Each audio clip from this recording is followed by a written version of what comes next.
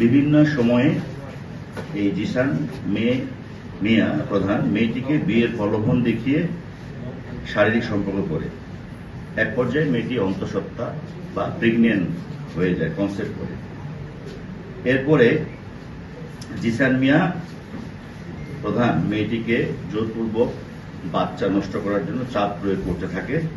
আপনারা জানেন যে গত 11 তারিখ রাত 8:30 ঘটিকায় দাউদকান্দি থানা এলাকায় বাংলাদেশ ছাত্র শিবিরের কেন্দ্রীয় নেতা, যার পদবি সহকারী আন্তর্জাতিক বিষয়ক সম্পাদক মোহাম্মদ জিসান মিয়া প্রধান নিখোঁজ হন মর্মে পরের দিন অর্থাৎ 12/6/2026 তারিখ দাউদকান্দি থানায় এসে তার পক্ষে মোহাম্মদ রাসেল আহমেদ একটি জিডি করেন, নিখোঁজ জিডি করেন। নিখোঁজ জিডির পরেই আমরা বিষয়টিকে খুব গুরুত্ব সহকারে নিই, যেহেতু উনি একজন কেন্দ্রীয় নেতা। এর প্রেক্ষিতে আমাদের একাধিক টিম, ডিবি এবং থানার একাধিক টিম এবং অফিসারবৃন্দ মাঠে নামে তাকে উদ্ধারের নিমিত্তে। উদ্ধারের অভিযানের এক পর্যায়ে আমরা প্রথমে একজন ব্যক্তির খোঁজ পাই, তার আপন চাচাতো ভাই, নাম সজীব। তার কাছ থেকে আমরা একটি তথ্য পাই যে 5-6 মাস পূর্বে ফেসবুকের মাধ্যমে দাউদকান্দি এলাকায় একটি মেয়ের সাথে জিসান মিয়া প্রধানের পরিচয় হয়। এই পরিচয় সূত্র ধরে তাদের মধ্যে মোবাইল ফোনে কথাবার্তা শুরু হয়, একটা পর্যায়ে প্রেমের সম্পর্ক গড়ে ওঠে। আমরা আরো জানতে পারি যে গত 20/5/2026 তারিখে দাউদকান্দি থানাধীন জিসান, যিনি নিখোঁজ ছিলেন, তার ভাড়া বাসায় ভিকটিম মেয়েটিকে জিসান মিয়া ধর্ষণ করে এবং মেয়েটি ধর্ষণের শিকার করে।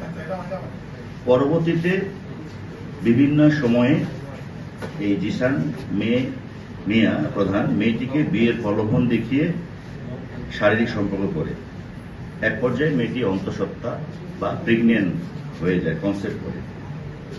এরপরে জিসান মিয়া প্রধান মেয়েটিকে জোরপূর্বক বাচ্চা নষ্ট করার জন্য চাপ প্রয়োগ করতে থাকে, না হলে মেয়েটিকে মেরে ফেলার হুমকি প্রদান করে। এক পর্যায়ে মেয়েটি জানের ভয়ে বাচ্চা নষ্ট করতে রাজি হন। এরপরে জিসান মিয়া তার পূর্ব পরিচিত ঘনিষ্ঠ জনৈক সেকেন্দার আলী ফার্মেসি দোকান করে তার দোকান হতে বাচ্চা নষ্ট করা ট্যাবলেট ক্রয় করে ভিকটিম মেয়েটিকে খাওয়ায়। 2-3 দিন পর বাচ্চা নষ্ট হওয়ার ওষুধ সেবনের ফলে ভিকটিম মেয়েটির প্রচন্ড রক্তক্ষরণ হয়। এই বিষয়টিও মেয়েটি জিসানকে জানায়। এরপরে জিসান একই ফার্মেসি থেকে তার চাচাতো ভাই সজীবকে দিয়ে ব্লিডিং বন্ধের জন্য ওষুধ ক্রয় করে মেয়েটির বাড়িতে পৌঁছে দেয়।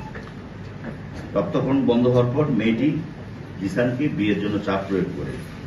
তারই ধারাবাহিকতায় গত 12/6/2026 তারিখ, যেদিন উনি নিখোঁজ হয়, ওই দিন বিয়ে করার সম্মতি দেয় এবং বিয়ে করার জন্য নির্ধারিত তারিখ ছিল। বিয়ে করার তারিখ ছিল, কিন্তু বিয়ে না করে সে আত্মগোপনে চলে যায়। কারণ 11 তারিখ রাত 8টার পর যে বিয়ে করবে এই কথাবার্তা হয়, এটা আমরা মোবাইল প্রযুক্তির মাধ্যমে আমাদের কাছে অনেকগুলো মেসেজ আছে, আমরা পেয়েছি মেয়েটির মোবাইল থেকে। পরে তাকে গতকালকে আমরা যে জায়গা থেকে উদ্ধার করি, আমাদের ডিবি টিম, আমরা যখন জিসানের বাবা মাকে এবং তার ভাইকে দাউদকান্দি থানায় নিয়ে আসি যে ঘটনা তো এরকম, আসলে উনি তো নিখোঁজ না, উনি কি আত্মগোপনে, আপনারা জানেন। তার কিছুক্ষণের মধ্যেই তারাই বলছে যে তাদের ভাই, জিসানের যে ভাই, সে বলছে লাকসামে পাওয়া গেছে। লাকসাম পরে আমাদের আরেকটা টিম এবং আমাদের লাকসাম থানা ওসি, সার্কেল এসপি লাকসামের রেজিস্ট্রেশনের পাশে গিয়ে আমরা তাদের দেখানো মতে এবং যারা দেখিয়ে দিই তাদের নামও আমাদের তালিকা আছে, আমরা জিসানকে পাই। প্রথমে লাকসাম হসপিটালে, এরপরে আমরা উন্নত চিকিৎসার জন্য আমরা নিয়ে আসি আমাদের কুমিল্লা মেডিকেল কলেজ বিশ্ববিদ্যালয়ে। এখানে সে নিবিড় পরিচর্যা এবং তার সমস্ত শারীরিক টেস্ট করা হয়। আমি আপনাদের দিয়ে দিব। তার শারীরিক টেস্টে সবগুলি রিপোর্টে নেগেটিভ আসছে, অর্থাৎ তার কোনো শারীরিক অসুস্থতা নাই। সে আত্মগোপনে ছিল, নিজেই সে আত্মগোপনে গেছে। তাকে কোনো ধরনের তার শরীরে ডাক্তারের রিপোর্ট অনুযায়ী, আমার কাছে রিপোর্টটি আছে, আমি দিয়ে রিপোর্ট অনুযায়ী তার কোনো শারীরিক সমস্যা নাই, সে সুস্থ।